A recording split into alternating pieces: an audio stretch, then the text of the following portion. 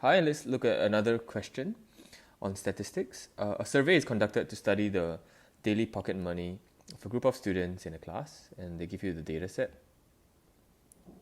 And they ask you to find its range, median, lower quartile, upper quartile. And so before you jump right in, we should always look, did they arrange for us the data from smallest to largest? In this case, no. You can see 13, 18, 23, and then it drops down to 10 and increases up to 20, and it drops again. So if you take the range, you may say, let me take the biggest number, subtract the smallest number. But wait, this is not the biggest number because it's not arranged yet. The biggest number is 23, right? And the smallest number is not 13. If you look, it's 10. So really, to prevent yourself from getting tricked, the habit you should have is always, let's rearrange it from smallest to largest. So let's do 10. So we're done with this. And next biggest is 13. And then 16. Followed by 18, and then it's 20, 21, 23. 20, 21, 23. There we go. Okay, so now it looks correct. Then we can take the largest number, subtract the smallest number to find the range. 13. Done. Double I.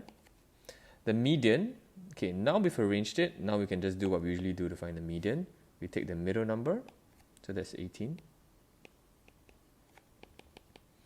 Upper and lower quartiles. So we look, okay, this upper half.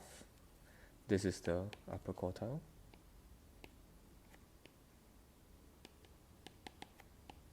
And then this is the lower half. This is the lower quartile.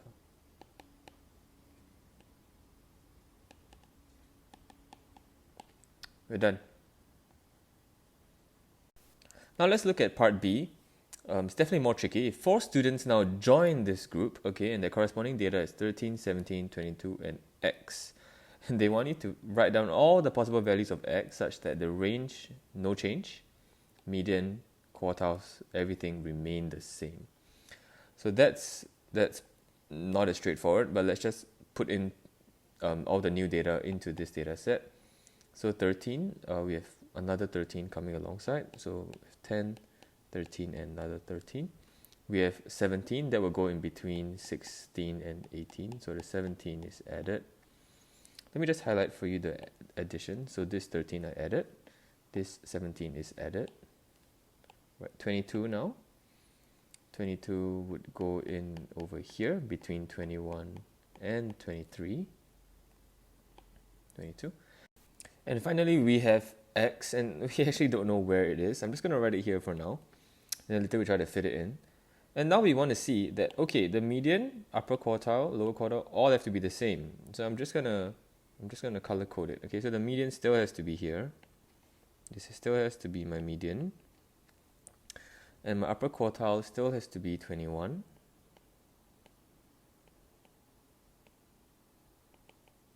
And my lower quartile still has to be 13.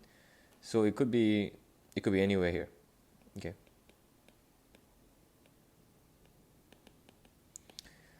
All right. So we look. The range has to be the same. So the first thing we note is that X has to be between 10 and 23. This much we definitely know because the range cannot change. X cannot be 24, and then you would change the range to be something bigger. And so on and so forth. Now we see that the median is still 18. And that's really helpful because you can see that if the median is 18, there are 5 numbers on the left, and right now there are only 4 numbers on the right. That means X has to be somewhere here, right? So that the middle number will still be 18. Okay? And so we know that further whittles down our range of X, that X has to be somewhere in between 18 and 23. Okay, so we have another possible set. And then we see, okay, but the upper quartile still has to be 21. So let's just try to play around with some numbers. So let's say X was 20. This X was 23. What would my upper quartile be? The middle number. It would be 22.